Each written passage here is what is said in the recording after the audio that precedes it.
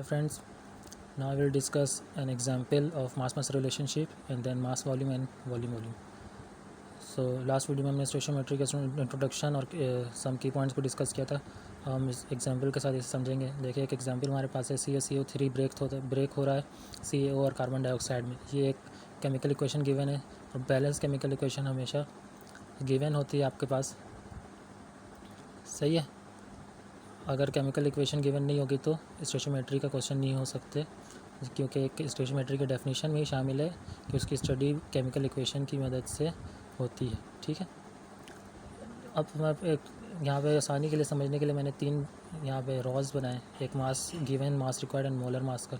Mass given है किसका? CaCO3 का। देखिए आप मास की फॉर्म में यूनिट ग्राम है, इसमें मास गिवन है। देन आपके पास रिक्वायर्ड क्या है? मास रिक्वायर्ड CaO और CO2 का। तो रिक्वायर्ड भी मास है, गिवन भी मास है। तो इससे सबसे पहले आप केस आइडेंटिफाई करेंगे कि मास मास रिलेशनशिप है, क्योंकि वहाँ लिखा नहीं होगा पेपर में कि मास मास है, वॉल्यूम वॉल्यूम है या मास वॉल्यूम। सबसे पहले तो आपने इस तरह से आइडेंटिफाई करना है रिक्वायर्ड और गिवन के यूनिट्स को चेक करके कि मास कौन सा केस है। तो ये मास मास रिलेशनशिप है, ठीक है। अब इसे करने का तरीका क्या होता है? फ्रॉम गिवन केमिकल इक्वेशन हम लोग रिलेशन बनाते हैं रिएक्टेंट और प्रोडक्ट का। सबसे पहले आपको एक मोलर मास सबके कैलकुलेट करने पड़ेंगे। कंसर्न्ड जिन की आपको ज़रूरत है उनको करने होंगे। यहाँ तीनों की ज़रूरत है तो तीनों की है मैंने, अदरवाइज़ सिर्फ जिनकी ज़रूरत है उनकी कर दी। मोलर मास अगर आपको कैलकुलेट करना नहीं आता तो इसकी सेपरेट वीडियो मैं इंशाल्लाह बना दूंगा, लेकिन होप्स हो कि आप एप्टीट्यूड टेस्ट देने वाले हो, आपको इतना आता होगा, ये एज्यूम करते हुए मैं आगे चलता हूँ। तो मास सबसे पहले CaCO3 की अगर मोलर मास की बात करें तो कैल्शियम की होती है 40, कार्बन आपका 12 और ऑक्सीजन आपका होता है 16 और 3 होंगे तो 48। तो 48 प्लस 12 60, 60 प्लस 40 100 ग्राम। सिमिलरली CaO और कार्बन डाइऑक्साइड की भी कैलकुलेट किया 56 एंड 44 ग्राम।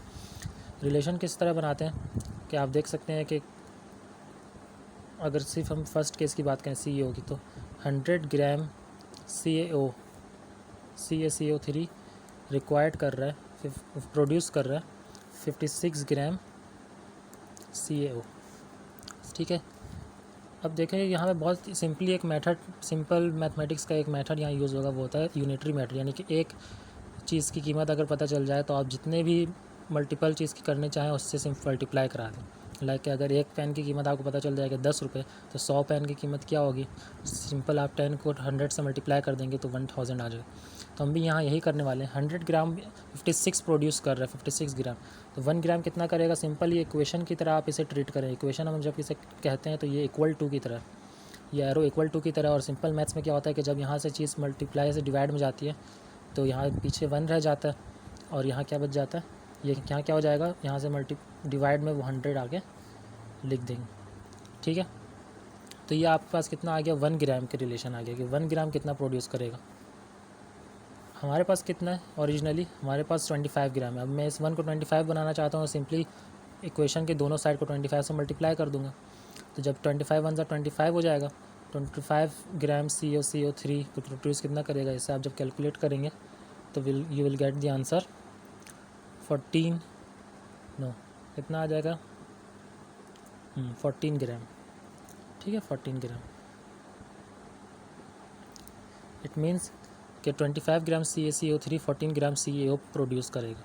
ये सिंपल मैथ्स। अब मैं इसको आपको डायरेक्ट ट्रिक अगर एक बताना चाहूँ सेकंड मेथड के नाम पर, सेकंड मेथड इसका क्या है? तो ये सिंपली यहाँ पे आपने ये करना है कि एक इक्वेशन बना लेनी है किसकी? मोलर मास की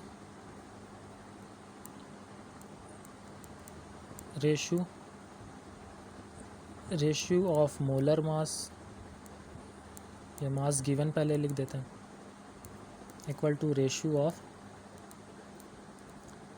मोलर मास। अब जिन दो को आप यहाँ पे रिलेट कर रहे हो उन दोनों के मोलर मास को और मास गिवन के रेशियो को लिखें। क्या मतलब अभी समझ आ जाएगा आपको। मास गिवन, अगर मैं CaCO3 और CaO को स्टडी कर रहा हूँ तो मास गिवन कितना है? यस 25। रेशियो बनाना है डिवाइड, इसका मास कितना गिवन, इसका मास गिवन नहीं है तो लेट से x, और वही हमने फाइंड आउट करना है, ठीक है। यहाँ रेशियो बन गया, क्या समझ आ गया होगा आपको। देन यहाँ पे रेशियो हमने लिखना है, रेशियो मतलब डिवाइड की फॉर्म में लिखना है मोलर मास इन दोनों का ही, और उसी तरतीब में ऊपर कार्बन CaCO3 कैल्शियम कार्बोनेट और नीचे CaCO डिनोमिनेटर में। तो सिंपली आपका क्या हो जाएगा, अगर मोलर मास की बात करें तो ये 100 डिवाइड बाय 56। अगर आप इस रिलेशन को भी सॉल्व करते हो, मैं डायरेक्ट करता हूँ 25 1 ज़ा 25 4 ज़ा 4 1 ज़ा 4 14 ज़ा, तो एक्स की वैल्यू सिंपली आपको क्रॉस मल्टीप्लाई करने के बाद क्या आ जाएगी 14 ग्राम। और एक्स हमने क्या लेट किया था, एक्स मास ऑफ CaO। तो ये एक डायरेक्ट ट्रिक है आपके पास कि रेशियो ऑफ मास गिवन और रेशियो ऑफ मोलर मास अगर आप बना ले, जिन दो को भी आप स्टडी कर रहे हैं, तो सिंपल आप रिक्वायर्ड वैल्यू तक पहुंच जाएंगे। और ये आपके पास एक बैकग्राउंड था कि अगर कोई बैकग्राउंड में भी इसे समझना चाहे कि हो क्या रहा है, 100 ग्राम इतना प्रोड्यूस कर रहा है, फिर 1 की कीमत हमने निकाली, 1 कितना प्रोड्यूस करेगा, एंड देन रिक्वायर्ड हमें 25 चाहिए तो 25 से दोनों साइड को मल्टीप्लाई करा दिया, जो भी बना वो 20 था। ये दोनों तरीके मैंने सिखा दिए, डायरेक्ट ट्रिक भी इनडायरेक्ट ट्रिक भी। आप इतने प्रैक्टिस करें कि डायरेक्ट आप आंसर तक पहुँच जाएँ। इसी तरह आप कमेंट में मुझे CO2 का यानी कार्बन डाइऑक्साइड की भी वैल्यू फाइंड आउट करके बताएं, मैं यकीनन आपको चेक करके बताऊंगा कि आपने सही किया या नहीं किया। ठीक है, अगर आप इस डायरेक्ट फार्मूला को यूज़ करते हैं तो ये डायरेक्ट एप्टीट्यूड में आपके लिए बहुत ज़्यादा यूज़फुल है और बहुत सिंपल कैलकुलेशन है। याद क्या रखना है, रेशियो बनाना है मास गिवन का और इक्वेट कर देना है रेशियो बनाकर मोलर मास के साथ। एक्स अनडिफाइंड होगा, अननोन होगा, और ये आप फाइंड आउट कर दें।